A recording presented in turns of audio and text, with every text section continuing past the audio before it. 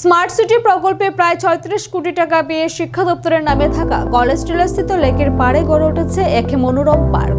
মঙ্গলবার এই পার্কের কাজের অগ্রগতি খতিয়ে দেখেন mayor Dipak Majumdar, smart city প্রকল্পের সিইও শৈলেশ কুমার যাদব, পুর কমিশনার ডিকে চাকমা সহ অন্যান্য আধিকারিকরা। মোট ৩১ একর জায়গায় ২.৫ কিলোমিটার জুড়ে ফুটপাথ সহ তৈরি হচ্ছে এই মনোরম পার্ক। পরিবেশের দিকে লক্ষ্য রেখে লেকে কোনো কংক্রিটের সেতু তৈরি না করে ফ্লোটিং পাথের ব্যবস্থা করা হয়েছে। প্রায় ১ কিলোমিটার জায়গায় তৈরি হয়েছে ফ্লোটিং পাথ, ৭০,০০০ বৃক্ষরোপণ করা হয়েছে এবং পুরনো কোনো গাছ কাটা হয়নি।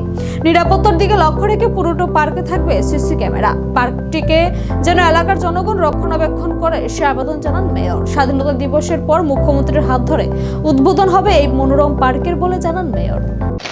শিবনগর এমএজি কলেজ প্রাঙ্গণের কাছে আছে।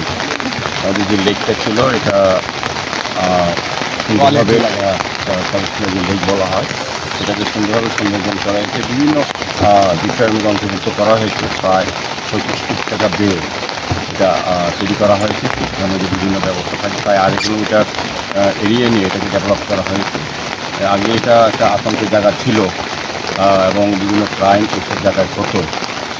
জঙ্গল ছিল, সংস্কার করা হতো না, কিন্তু স্মার্ট সিটি মিশন এটা হাত নিয়েছে এবং কাজে এটা দ্রুতগতির সঙ্গে শেষ করেছে। এটা আগামী কিছুদিনের মধ্যেই মাননীয় মুখ্যমন্ত্রী ডক্টর মানিকটা হাত ধরে সেটা আনুষ্ঠানিক উদ্বোধন করা হবে জনগণের কাছে ব্যবহার করার জন্য। এটা আমাদের অনেকগুলো বিষয় আছে, দেখে খুব ভালো লাগবে। তো এটা ২.৫ কিলোমিটার জায়গা থাকার সুন্দর ব্যবস্থা রয়েছে, বিভিন্ন লাইটের ব্যবস্থা করা হয়েছে, রাস্তা নতুন টাইলস কাটার মধ্যে করা হয়েছে এবং সেখানে বিশেষ করে পার্কিং জোন করা হয়েছে, সেলফি পয়েন্ট করা হয়েছে, গ্যালারি রাখা হয়েছে এবং বিভিন্ন স্টেশন বিভিন্ন প্রদেশে তাদের সংস্কৃতিকে তুলে ধরার চেষ্টা করা হয়েছে সেতুর মাধ্যমে।